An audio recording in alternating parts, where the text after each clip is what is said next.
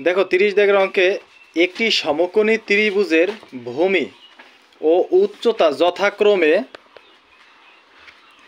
x-1 centimetre ও x centimetre এবং একটি বর্গের বাহুর দৈর্ঘ্য ত্রিভুজটির উচ্চতার সমান। তাহলে বর্গের বাহুর দৈর্ঘ্য কত হবে কেউ বলতে পারবা? দেখো আমাদের প্রথমে বলছে কিন্তু একটি সমকোণী ত্রিভুজের ভূমি ও উচ্চতা যথাক্রমে x-1 সেন্টিমিটার ও x সেন্টিমিটার। তাহলে ভূমি যেহেতু প্রথমে বলছে তাহলে ওই পাশের মানের প্রথমটা কোনটা, x-1 নাকি x-1? তাহলে ভূমি কোনটা হবে, x-1, আর উচ্চতা হবে x। তাহলে বর্গের বাহু হবে উচ্চতার সমান, তাহলে x সেন্টিমিটার। আবার একটি আয়তক্ষেত্রের বাহুর দৈর্ঘ্য x+3 সেন্টিমিটার ও প্রস্থ x সেন্টিমিটার। কথাকে বলছে একটি মাত্র চিত্রের মাধ্যমে তথ্যগুলো দেখাও। মানে এই যে যতগুলো কথা বলছে আর উদ্দীপকে এইগুলো সব একটা চিত্রের মাধ্যমে দেখাইতে বলছে, একটা চিত্র। একটু ঝামেলা হবে না?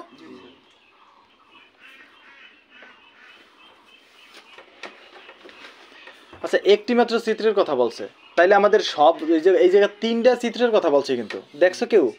একটা বলছে সমকোণী ত্রিভুজ, আর একটা বলছে বর্গ, আর একটা বলছে আয়তক্ষেত্র। তাহলে তিনটা ক্ষেত্র মিলগে আমার হবে একটা চিত্র।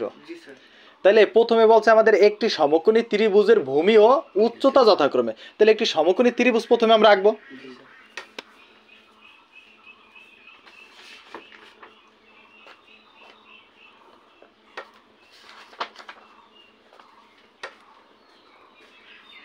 সমকোণী ত্রিভুজ কইছে যে ত্রিভুজের একটি কোণ সমকোণ তাকে সমকোণী ত্রিভুজ বলে। আমাদের এই ত্রিভুজটার ভিতরে এই একটা কোণই সমকোণ হয়েছে, আর বাদ একটা কোণ কি সমকোণ হয়েছে? হয় নাই। তাহলে এটা কি সমকোণী ত্রিভুজ। এখন আবার বলছে যে এর ভূমি, তাহলে ভূমির মান কত হবে, x-1। তাহলে ভূমি কি এইটা না, x-1। আচ্ছা, উচ্চতা কোনটা, এইটা? এটা নাম দি ABC। তাহলে উচ্চতা কত সেন্টিমিটার, x সেন্টিমিটার হোসেন। তাহলে উচ্চতা দেব আমরা এই জায়গা দিলাম। এরপরে বলছে কি এবং একটি বর্গের বাহুর দৈর্ঘ্য ত্রিভুজটির উচ্চতার সমান। তাহলে ত্রিভুজটির উচ্চতা পাইছি আমরা x, তাহলে বর্গের প্রতি বাহুর মান কত হবে, x। আর আমরা জানি কি বর্গের চাইরো বাহু সমান সমান সমান নাই মন। তাহলে একটা বাহুর মান যদি x হয় তাহলে আর বাদ বাকি তিনটার মানও কত হবে, x x x। ঠিক আছে, মানে একটা বর্গ আঁকতে হবে। তাহলে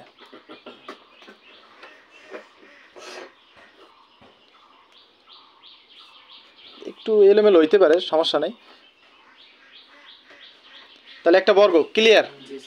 তাহলে এইটার নাম দেব ডি, আর এই পাশে ই, ওই এক দিলেই একটা। তাহলে একটা ত্রিভুজ আর একটা বর্গ হইছে। এখন তুমি দাও এই বাহুর মান যদি x হয় তাহলে এই বাহুর মান কত হবে, x হবে। তাহলে এই বাহুর মান কত হবে, x হবে। আর এই বাহুর মান এটাও x হবে, কারণ বর্গের চাইরো বাহুর মান সমান। আর যেহেতু উচ্চতার সমান বলছে এই জন্য আমরা উচ্চতার সাথে আঁকছি, ক্লিয়ার। আর যদি ভূমির সমান বলতো তাহলে ভূমির সাথে আঁকতাম, আর যদি বলতো উচ্চতার সমান তাহলে উচ্চতার সাথে বর্গ আঁকতাম, ক্লিয়ার। এখন আর কি বলছে, এবং একটি আয়তক্ষেত্রের বাহুর দৈর্ঘ্য x+3 সেন্টিমিটার ও প্রস্থ x সেন্টিমিটার। তাহলে প্রস্থ যদি x হয় তাহলে প্রস্থ আমরা এই বর্গের এই বাহুর মান কত পেয়েছি আমরা, x। তাহলে এইরকম আর একটা বাহু নিলেই তো আমার x হয়ে যায়।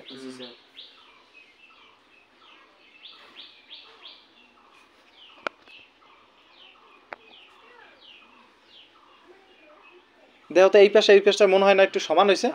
তাহলে এই বাহুর এইটা যদি x হয় প্রতি বাহুর মান, তাহলে এই পাশেটাও তো প্রতি বাহুর মান x হবে, কি ঠিক আছে? EF G, clear. তাহলে এই পাশ থেকে দেখো এই জায়গা থেকে এই পর্যন্ত এই টোটাল ক্ষেত্রটা কি আয়তক্ষেত্র, AFBG এইদিকে একটা আয়তক্ষেত্র না? তাহলে ক্ষেত্র হইলে কয়টা আমাদের এই জায়গা, তিনটা। একটা পাইছি ত্রিভুজ ক্ষেত্র, আর একটা পাইছি বর্গক্ষেত্র, আর টোটাল দুইটা মিলেই আমরা কত পাইলাম, একটা আয়তক্ষেত্র পেলাম। এখন এই আয়তক্ষেত্রের বাহুর দৈর্ঘ্যের মান কত, x+3, আর প্রস্থ কত, x। তাহলে প্রস্থ তো x আমরা পাইছি, যেহেতু এইটার মান x এটার মান সমান হবে x। তাহলে একবার একসাথে তিনটা ক্ষেত্র আমরা আঁকলাম একটা চিত্রের মাধ্যমে, ক্লিয়ার। কারো কোনো সমস্যা আছে না? কদাক শেষ। কদাকে শুধু একটি মাত্র চিত্রের মাধ্যমে তথ্যগুলো দেখাও, তথ্যগুলো দেখানো আমাদের শেষ। এখন খদাকে বলছে কি দেখো, আচ্ছা খদাকে বলছে ত্রিভুজ ক্ষেত্রটির ক্ষেত্রফল 10 বর্গ সেন্টিমিটার হলে এর উচ্চতা কত? আচ্ছা একটি ত্রিভুজের ক্ষেত্রফল যদি 10 বর্গ সেন্টিমিটার হয় তাহলে ত্রিভুজ ক্ষেত্রের ক্ষেত্রফলের সূত্র কি আমরা জানি? ক্ষেত্রফলের সূত্র কি? হাফ ইন্টু ভূমি গুণ উচ্চতা। আর আমরা কি ক দাগে দেখো উচ্চতার ভূমি কি মান পাইছি হোসেন? পাইছি। তাহলে আমরা লিখতে পারি যে ক নং হতে পাই ভূমি এত উচ্চতা এত, কি সহজ হবে না তাইলে?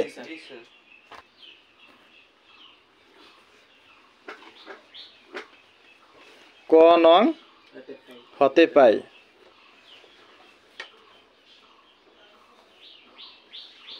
ক নং হতে পাই ত্রিভুজটির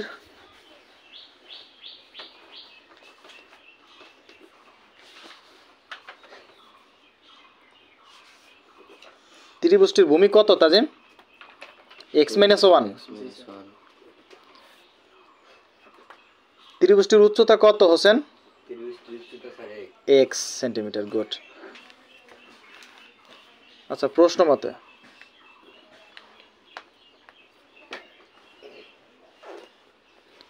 মতে ত্রিভুজের ক্ষেত্রফল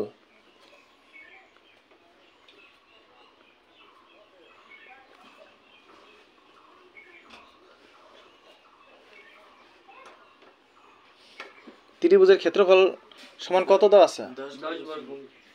না, ত্রিভুজের ক্ষেত্রফল 10 বর্গ সেন্টিমিটার নাকি?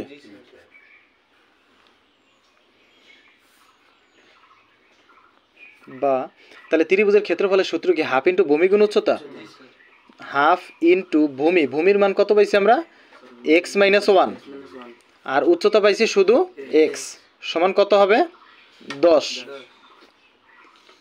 বা দেখো এই 2 আছে নিচের সংখ্যা, এই 2 যদি গুণ হয় তাহলে ওই পাশে যে উপরেরটার সাথে, আর ও পাশে তোমার উপরে নিচে নাই, একটাই সংখ্যা। এই যেটা থাকে ওইটাই আমরা জানি উপরের সংখ্যাই থাকে। নিচে মনে মনে আমরা এক ধরি নাকি উপরে ধরি? নিচে ধরি। তাহলে নিচে ধরলে একটা সংখ্যা থাকলে এটা উপরের সংখ্যা, তাহলে 10 উপরের সংখ্যা। তাহলে এই পাশের নিচের আর ওই পাশের উপরের সংখ্যা। আর এই যদি গুণ করি তাহলে 10 দুগুণে কত হবে? 20। আর এখানে দেখো x দ্বারা যদি আমি x রে গুণ করি তাহলে পাবো x²। x দ্বারা -1 রে গুণ করলে পাবো -x সমান দেখো ডান পাশে যাবে কত? তাহলে 10 দুগুণ 20 হবে। এক পাশে প্লাস সংখ্যা যদি সাইড চেঞ্জ হয় তাহলে কি মাইনাস হবে? মাইনাস কত হবে? 20 সমান কত? 0। কিছু যদি ডান পাশে না থাকে 0 হয়। আচ্ছা এইটার একটা মিডল টার্ম ব্রেক করব। মিডল টার্ম ব্রেকের নিয়ম কি? প্রথম সংখ্যা আর শেষের সংখ্যা গুণ। প্রথমে কি আমাদের সংখ্যা আছে তাজিম? প্রথমে আছে কি আমাদের x², এই যে কোনো আর সংখ্যা নেই, আছে নাই। আর শেষের সংখ্যা কত? 20। তাহলে এখানে আর গুণ হবে না, এখানে সংখ্যা আমাদের কত হবে? তাহলে এই 20ই ধরতে হবে। 20-এর গুণনীয়ক বের করতে হবে, এমন দুটো সংখ্যা দ্বারা গুণ করতে হবে যাতে 20 হয়, এবং যোগ বিয়োগ করলে মাঝে 1 হয়। x মানে কত? শুধু 1 না? এখন 4 পাশা কত হয়? 4 পাশা 20। 5-এর তা 4 বিয়োগ করলে কত পাবো? 1। আবার মাঝে আমার 1 আছে। তাহলে x² - 5x plus 4x minus কত হবে? 20 সমান কত? 0। বা আচ্ছা প্রথম দুইটা থেকে কি কিছু কমন নেওয়া যায়? দেখো তো তাজিম কি যায় প্রথম দুইটা থেকে কমন? x যায় না? আচ্ছা x কমন নিলাম। x² মানে x কয়টা? 2টা। ওইটা থেকে যদি আমি একটা কমন নিই তাহলে বাকি থাকে কয়টা? একটা। এই একটা x ভিতরে নিলাম মাইনাস 5x থেকে x কমন নিছি, আর থাকে কি হোসেন? 5 থেকে এই 5 নেব ভিতরে, প্লাসের জায়গায় প্লাস। দেখো এখান থেকে কমন যাবে 4, থাকবে কি x - 4 দ্বারা 20 ভাগ করলে 5 সমান কত? 0। প্রতি দুইটা থেকে আমরা একটা কমন নেব। x - 5 কয়টা আছে? দুইটা থেকে একটা। আনকমন কি আছে? সমান কত? একাধিক রাশির গুণফল সমান 0 হইলে প্রত্যেকটা রাশি সমান কি? 0। তাহলে x - 5 সমান 0 আর x + 4 সমানও 0। সুতরাং x সমান -5 ডান পাশে গেলে +5 আর +4 ডান পাশে গেলে -4। তাহলে ঋণাত্মক মান কি আমরা গ্রহণ করি? ইহা গ্রহণযোগ্য নয়। তাহলে x এর মান কত পাইলাম আমরা? 5। তাহলে x সমান আমরা কি ধরছিলাম? ত্রিভুজটির উচ্চতা। আর আমার কি উচ্চতা চাইছে? খদাগে দেখো তো।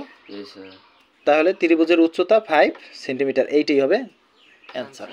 কারো কোনো সমস্যা আছে? আচ্ছা গদাগে কি বলছে দেখো। গদাগে বলছে ত্রিভুজ ক্ষেত্র, বর্গক্ষেত্র ও আয়তক্ষেত্রের ক্ষেত্রফলের ধারাবাহিক অনুপাত বের করো। তার মানে আমাদের তিনটা ক্ষেত্রফল বের করতে বলছে। একটা হচ্ছে ত্রিভুজ ক্ষেত্র, আর একটা হচ্ছে বর্গক্ষেত্র, আর একটা হচ্ছে আয়তক্ষেত্র। ওই ওই যে ক দাগে যেটা আমরা বের করছি। এখন দেখো এই যা কিন্তু আমাদের একটার মান অলরেডি খ দাগে দেওয়াই আছে, ত্রিভুজের ক্ষেত্রফল 10 বর্গ সেন্টিমিটার, তাহলে একটার মান আমাদের বের করা লাগবে না। আর লাগবে কার মান? বর্গের মান আর আয়তের মান লাগবে। আচ্ছা, ত্রিভুজ ক্ষেত্রটির উচ্চতার সমান না বর্গের এক বাহুর মান? তাহলে উচ্চতা পাইছি আমরা খ দাগে কত? 5 পেয়েছি। আচ্ছা, তাহলে ওইটা লিখতে হবে। এটা কি খ দাগে পাইছি?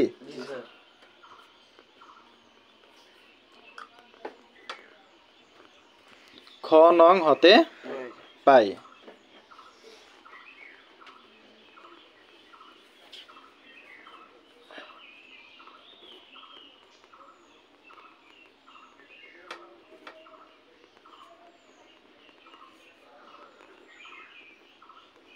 ত্রিভুজটির উচ্চতা x সমান কত সেন্টিমিটার?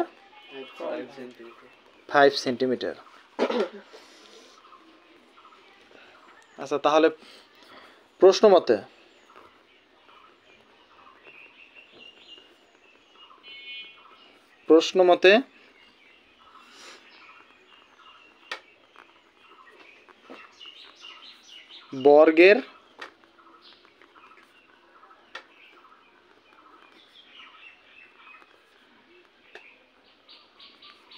বর্গের এক বাহুর মান কত হবে? 5 সেন্টিমিটার।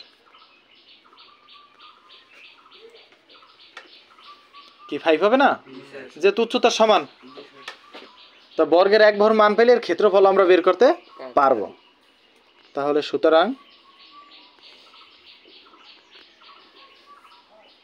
বর্গের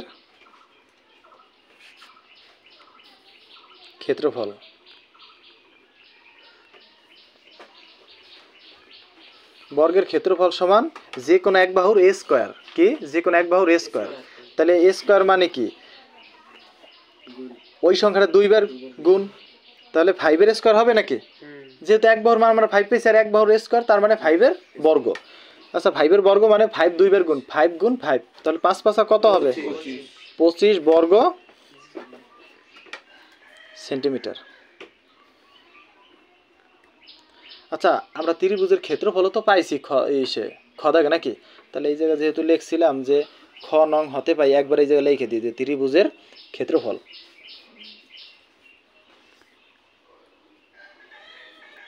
ত্রিভুজটির ক্ষেত্রফল সমান 10 বর্গ সেন্টিমিটার। কি ঠিক আছে?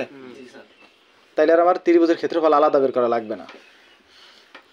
তাহলে ক্ষেত্রফল পাইলাম কয়টার? দুইটার। আর লাগবে কার? আয়তক্ষেত্রের। এখন আয়তক্ষেত্রের দেখো, প্রস্থের মান দিছে x এবং দৈর্ঘ্যের মান দিছে কি? x + 3। আর x এর মান আমরা কিন্তু এই যে খ দাগেই পাইছি, এটা আমরা লিখছি x সমান 5 সেন্টিমিটার। সুতরাং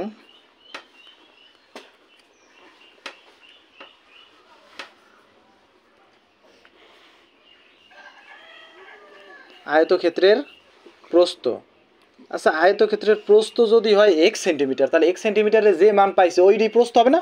তাহলে x সেন্টিমিটারের জায়গায় মান পাইছি কত? 5। তাহলে আয়তক্ষেত্রের প্রস্থের মান কত হবে? 5।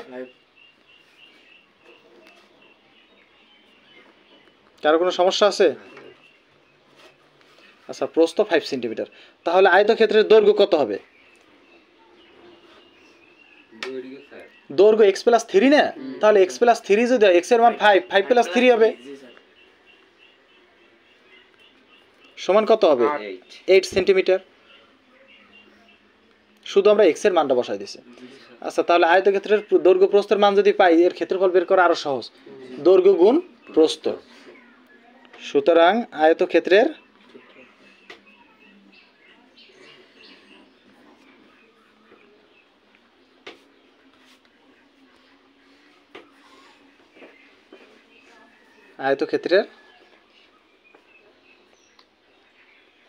ক্ষেত্রফল সমান কি হবে? দৈর্ঘ্য গুণ প্রস্থ। দৈর্ঘ্যের মান কত? 8 আর প্রস্থ 5। পাঁচাটা কত? 40 বর্গ সেন্টিমিটার নাকি? ক্ষেত্রফল সবসময় কি হয়? বর্গ হয়। আচ্ছা, এখন চাইছি কি ধারাবাহিক অনুপাত। আচ্ছা, সুতরাং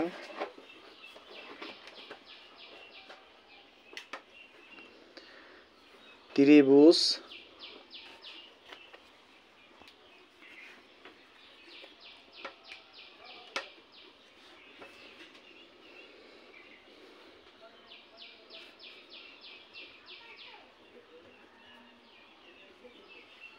ক্ষেত্রফল ইস্টু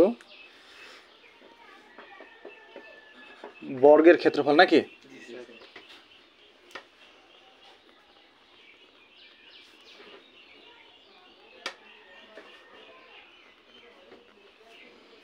বর্গের ক্ষেত্রফল ইস্টু কি হবে?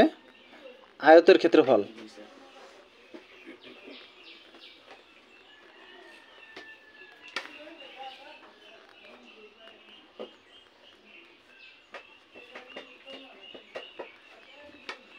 আয়তক্ষেত্রের ক্ষেত্রফল।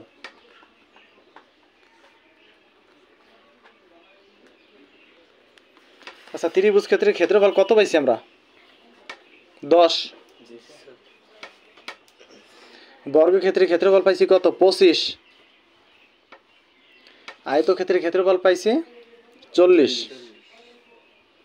আচ্ছা, এখন এমন কোন সংখ্যা আছে যে একটা সংখ্যা দ্বারা তিনটা সংখ্যারে ভাগ যাবে? এর বড় কোন সংখ্যা যায় কিনা দেখো। 5। এর বড় কোন সংখ্যা দ্বারা যায়? 10। 10 দিয়ে যাবে? যাবে না। তাহলে 5 দিয়ে যাওয়ার সম্ভাবনা। 5 দিয়ে 10 এ ভাগ করলে কত পাবো? 2। 5 দ্বারা 25 এ ভাগ করলে পাবো কত? 5। 5 দ্বারা 40 এ ভাগ করলে কত পাবো? 20 না 8। তাহলে এইটাই অ্যান্সার। এটাই অ্যান্সার হবে। কারো কোনো সমস্যা আছে? না স্যার। হোসেন সমস্যা আছে? না স্যার। খোদাকে সমস্যা আছে? না।